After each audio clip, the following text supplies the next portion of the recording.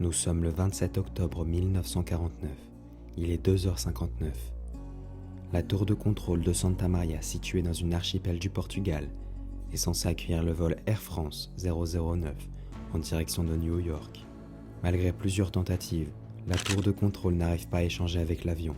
À cet instant, les gouvernements français et portugais ne savent pas qu'une catastrophe vient de se produire. Les autorités comprendront rapidement que le commandant de bord s'est trompé d'île, situé à une centaine de kilomètres de l'aéroport qui attend son arrivée. Retour sur le crash du vol Air France 009 en direction de New York, le jour où le pilote s'est trompé d'île. Le trajet est simple. L'avion décolle de l'aéroport d'Orly le 27 octobre à 20h05.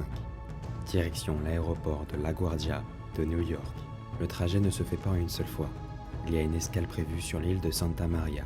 C'est une île qui se situe dans une archipel portugaise appelée Açores.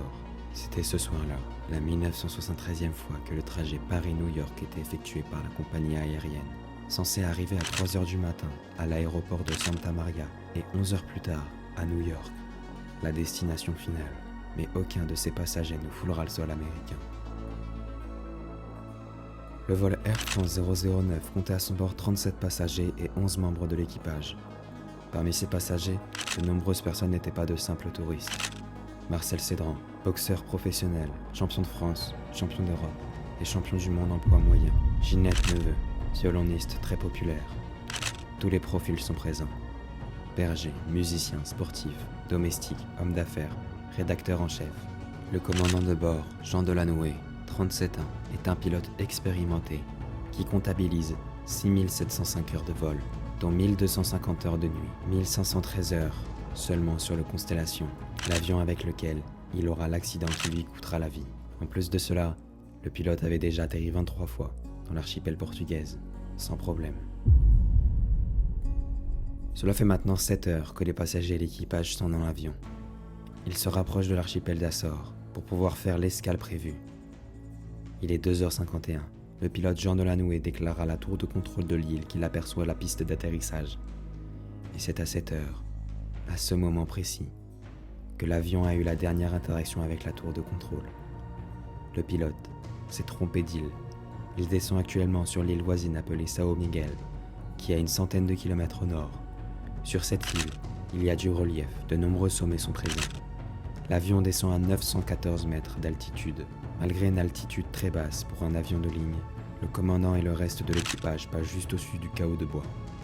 Mais quelques instants après, dans la nuit noire, le vol Air France 009 percute le Pico Redondo, ayant un sommet situé à 1150 mètres. Les 48 personnes présentes dans l'avion décèdent des suites de l'impact d'une violence absolue.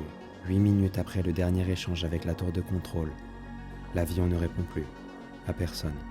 La tour de contrôle contacte alors en urgence l'aérodrome de Santa Ana, situé sur l'île de São Miguel. La réponse est négative, le plan de secours est engagé. Ralenti dans la foulée, aucun avion de secours ne peut décoller de nuit. Il faut attendre le lever du soleil. En même temps, les ondes radio en France annoncent que l'avion est introuvable et ne s'est posé nulle part. C'est le matin vers 11h30, quelques heures après le drame, que des débris sont aperçus.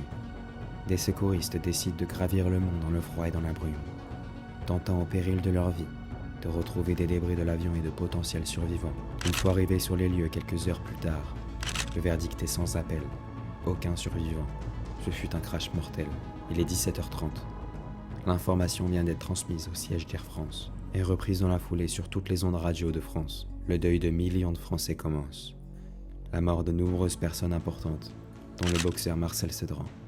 C'est un véritable choc. La réglementation internationale aérienne stipule que le pays dans lequel s'est produit l'accident est censé ouvrir une enquête. Une commission d'enquête est envoyée sur place. Le Portugal demande donc à la mission française de ne pas agir sur quoi que ce soit. Débris, corps, tout doit rester intact pour l'enquête portugaise. Après recherche, des équipements ont été trouvés, comme le compteur ou encore l'altimètre. Ces derniers vont servir pour être examinés. L'enquête écarte totalement la piste du problème mécanique, mais une collision avec le sol en vol contrôlé est le rapport officiel de l'accident. Cela veut dire que le pilote a toujours eu les commandes de l'avion, et que l'avion a suivi ses directives qui ont amené 37 passagers tout droit dans le mont Pico Redondo. Souvenons-nous, ce qu'ont vécu 48 personnes, le 28 octobre 1949, des vies brisées dans des circonstances terribles. C'était la nuit où le pilote s'est trompé d'île.